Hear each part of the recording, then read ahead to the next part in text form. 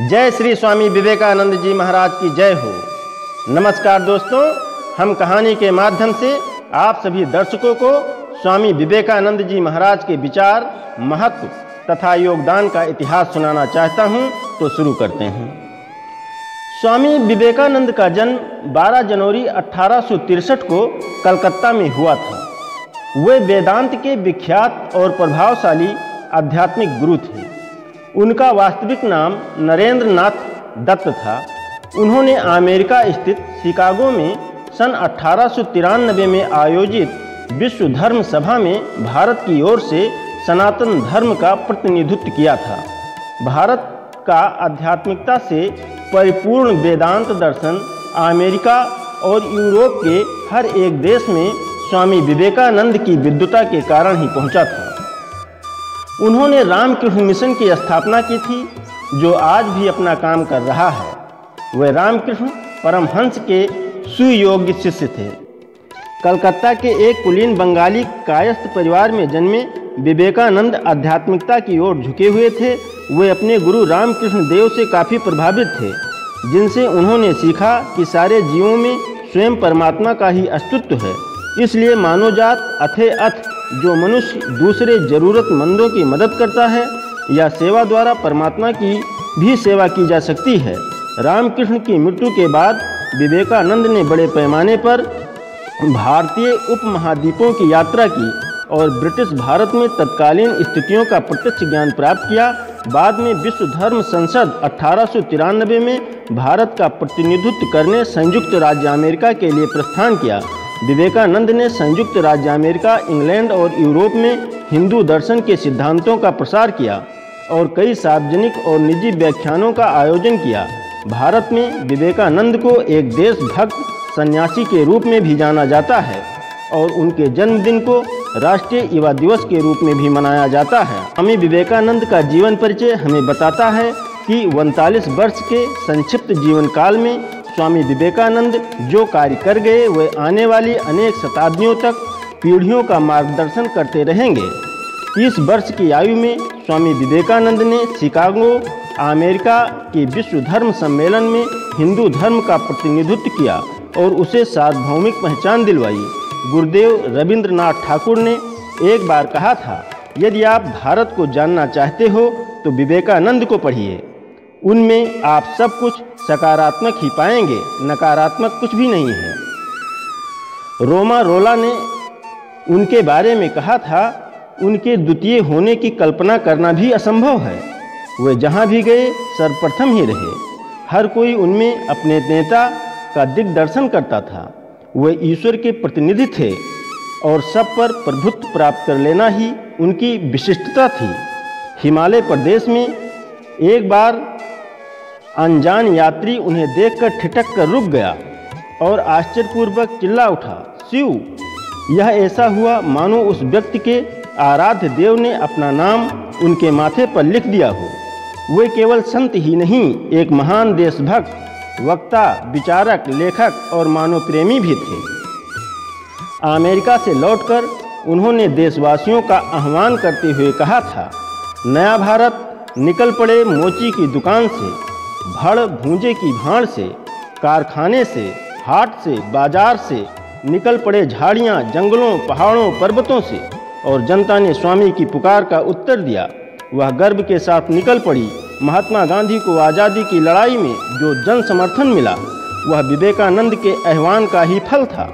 इस प्रकार वह भारतीय स्वतंत्रता संग्राम के भी एक प्रमुख प्रेरणा के स्रोत बने। उनका विश्वास था कि पवित्र भारतवर्ष धर्म एवं दर्शन की पूर्ण भूमि है। यहीं बड़े बड़े महात्माओं व ऋषियों का जन्म हुआ है। यहीं संन्यास एवं त्याग की भूमि है तथा यहीं आदिकाल से लेकर आज तक मनुष्य के लिए जीवन की सर्वोच्च आदर्श एवं मुक्ति के द्वार खुला हुआ है। उनके कथन थे, उठो जागो, स्वयं जागकर औरों को जगाओ, अपने नर जन्म को सफल करो और जब तक यह सफल नहीं हो जाता है तब तक न रुको। जब तक लक्ष्य प्राप्त न हो जाए तब तक मत रुको। 19वीं सदी के आखिरी वर्षों में विवेकानंद लगभग सशस्त्र या हिंसक क्रांति के जरिए ही देश को आज़ाद कराना चाहते थे, परंतु उन्हें जल्द ही यह विश्वास हो गया था कि परिस्थितियां उन इरादों के लिए अभी परिपक्व नहीं हैं। एकला चलो की नीति का पालन करते हुए एक परिव्राजक के रूप में भारत और दुनिया को खंगाल डाला। उन्होंने कहा था, मुझे बहुत से युवा सन्यासी चाहिए जो भारत के ग्रामों में फैलकर देशवासियों की सेवा में खप जाएं। उनका यह सपना पूरा नहीं हुआ। विवेकानंद पुरोहितवाद, धार्मिक आडंबरों, कठमुल्लापन और रूढ़ियों के सख्त खिलाफ थे। उन्होंने धर्म को मनुष्य की सेवा के केंद्र में रखकर ही आध्यात्मिक चिंतन किया था। उनका हिंदू धर्म अटपटा, लिजलिजा और वायवीय था। उन्होंने यह विद्रोही बयान दिया था कि इस देश के 33 करोड़ भूखे, दरिद्र और कुपोषण के शिकार लोगों को देवी देवताओं की तरह मंदिरों में स्थापित कर दिया जाए और मंदिरों से देवी देवताओं की मूर्तियों को हटा दिया जाए। उनका यह कालजयी आह्वान 21वीं सदी के पहले दशक के अंत में एक बड़ा प्रश्नवाचक चिन्ह खड़ा करता है। उनके इस आह्वान को सुनकर पूरे पुरोहित वर्ग की घिघी बंध गई। आज कोई दूसरा साधु तो क्या सरकारी मशीनरी भी किसी अवैध मंदिर की मूर्ति को हटाने का जोखिम नहीं उठा सकती। विवेकानंद के जीवन के अंतर्लय यही था कि वे इस बात से आश्वस्त थे कि धरती की गोद में यदि ऐसा कोई देश है जिसने मनुष्य की हर तरह की बेहतरी के लिए ईमानदार कोशिश की है तो वह भारत ही है।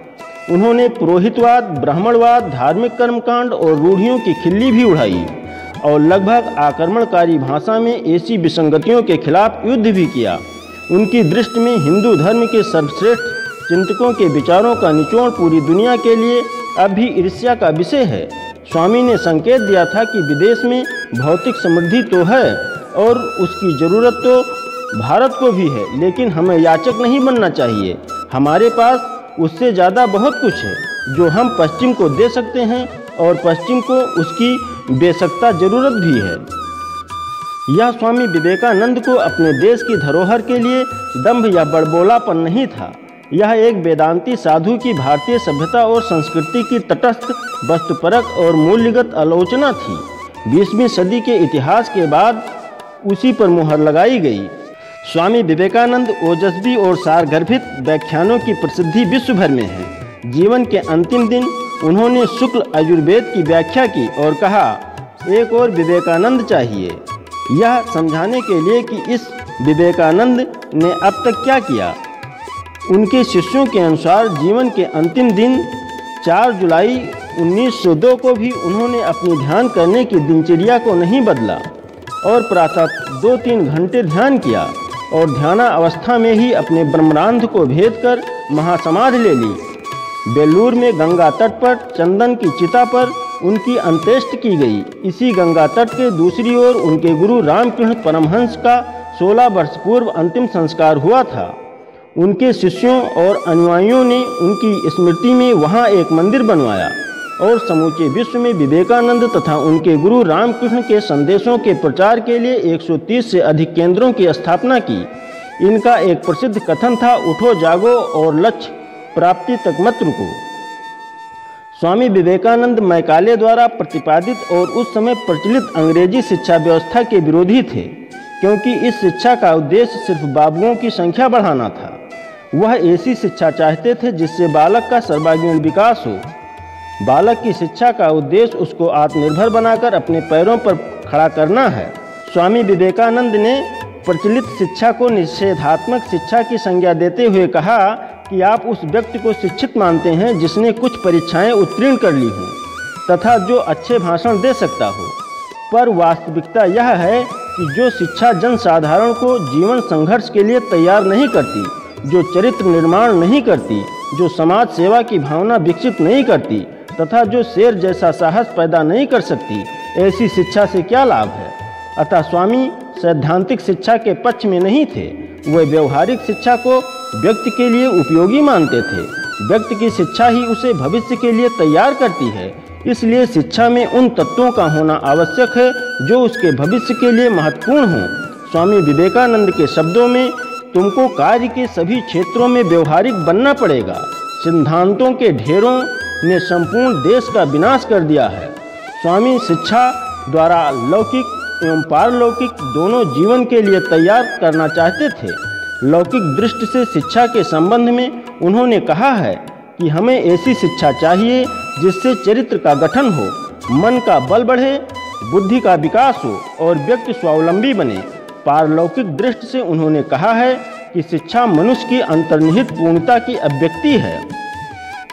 स्वामी विवेकानंद के शिक्षा दर्शन के आधारभूत सिद्धांत दिए गए हैं।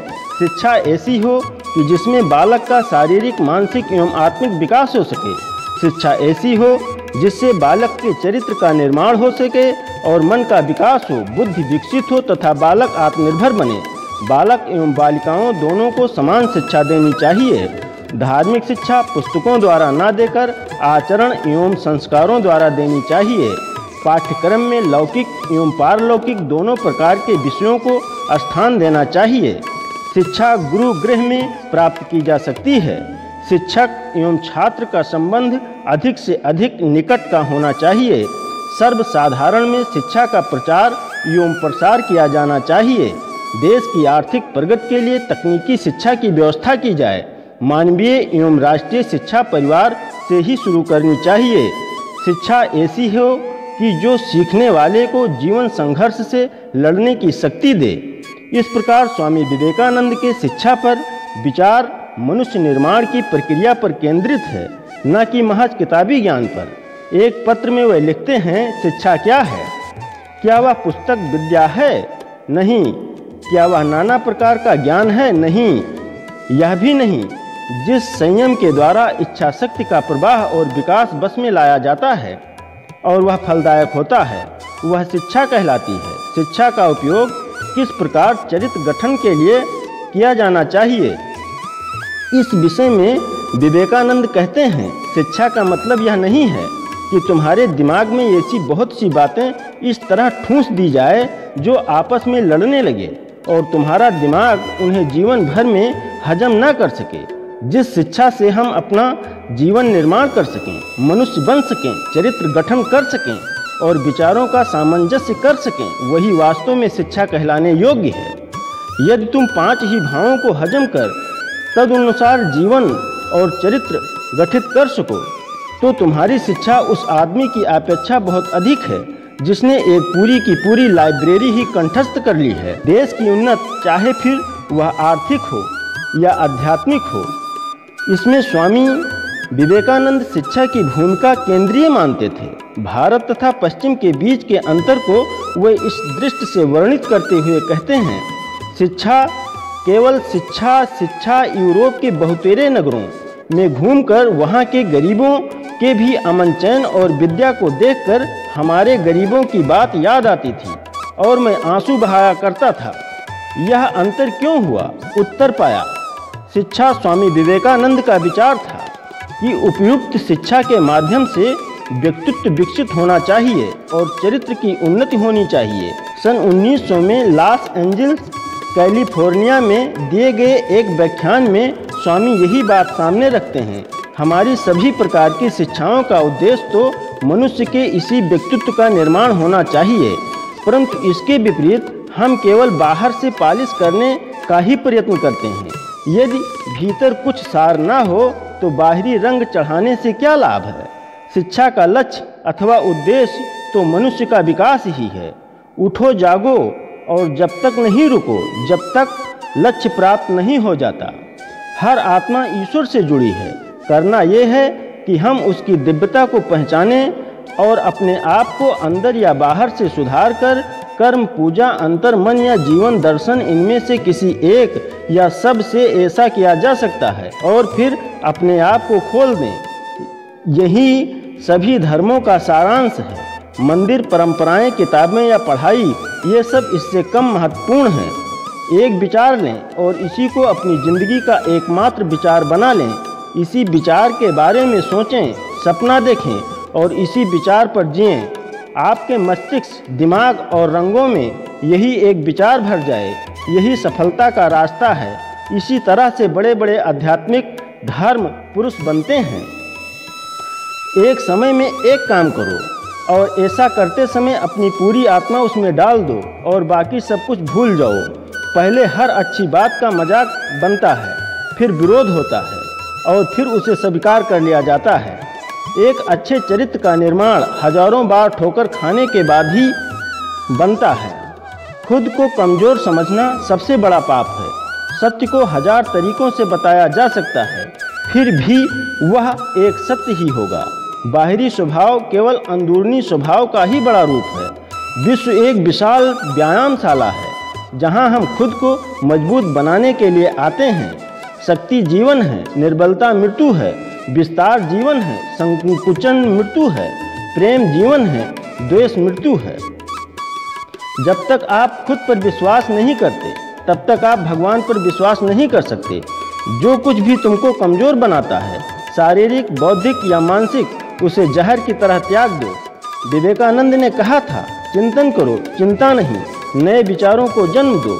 जो हम बोते हैं वही काटते हैं। हम स्वयं अपने भाग्य के निर्माता हैं।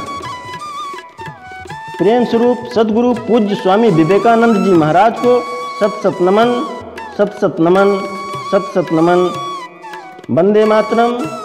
जय हिंद, जय भारत। Thanks for watching.